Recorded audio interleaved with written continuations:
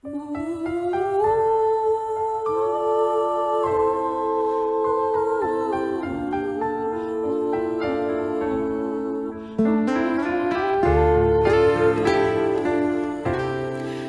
je da Hrvati, gradišćanski Hrvati, na poseban način cijenu i poštuju Blaženu Devicu Mariju, a to ima 100-ljetnu tradiciju. S ovim CD-om, koga smo nazvali Ave o Marija, smo si nakanili snimiti jedan dio obljubljenih tradicionalnih marijanskih jačak. Ovim putem je pružamo našemu narodu da se očuva poseban i vridan dio kulturija gradišćanskih Hrvatov. Na CD-u ćete najti obljubljene marijanske jačke u 3 različne interpretacije. Najprije tradicionalno u pratnji Urgulov s profesorom Štefanom Kočišem, kada jači uz Urgule muški zbor, to su oci Panoncev. Zatim morate čuti tamburaški orkestar Panonci. Panonci ne samo tamburaju, nego oni jaču u zboru, oni jaču u troglasu, u duetu i solo.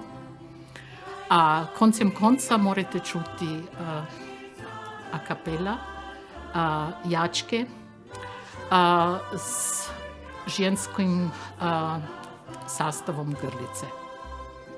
Ideju zač sam kanila snimiti CD s marijanskim jačkami sam dostala pred čuda leti, kada je moja mama u starosti postala dementna i bilo je čuda puti teških situacija kada se ni mogla umiriti.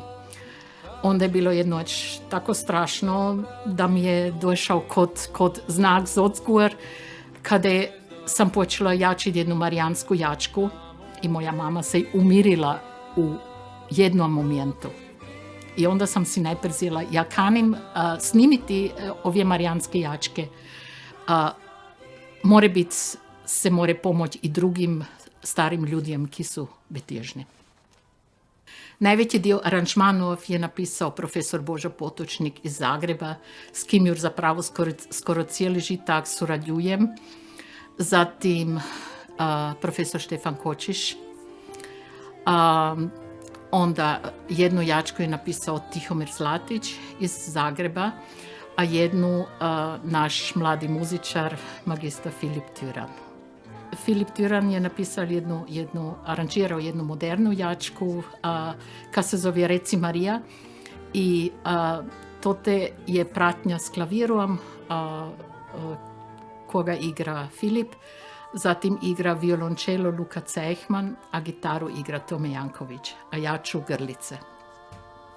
Na CD-u morate poslušati 24 jačke, znači to su 2 CD-i. Najvećim dijelom su to gradišćansko-hrvatske tradicionalne marijanske jačke, a 2 jačke su drugačije. Jedna je klasična Schubertova Ave Marija, ali pravo da u posebnoj interpretaciji, znači uz pratnju orkestra, tamburaškog orkestra Panonci i jačanje s hrvatskim tekstom. A Reci Marija je po engleskoj jački Mary Did You Know.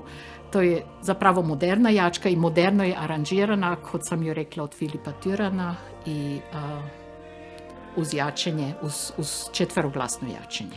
CD je snimio naš obljubljeni tonmajstor Tome Janković, a sliku za cover i dizajn je načinila Lara Fazekaš, a layout je napravio Kristijan Karal.